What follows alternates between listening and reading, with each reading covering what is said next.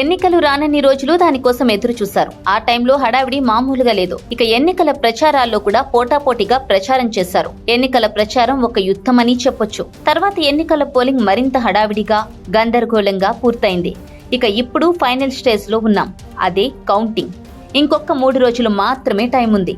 ఎవరి భవిష్యత్తు ఏమిటి అనేది తెలియడానికి. రోజులు, గంటలు దగ్గర పడుతున్న కొద్దీ టెన్షన్ తట్టుకోలేకపోతున్నారు. తాగే వాళ్ళు తాగుతున్నారు, తినేవాళ్లు ఎడాపెడా లాగించేస్తున్నారు.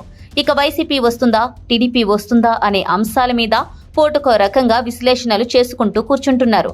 ఇలాంటి గందరగోళం 2 తెలుగు రాష్ట్రాల్లో ఉంది. వైసీపీ వాళ్ళు మినిమం 90, మాక్సిమం 130, హైయెస్ట్ గా 150 దాటుతుందని చెబుతున్నారు.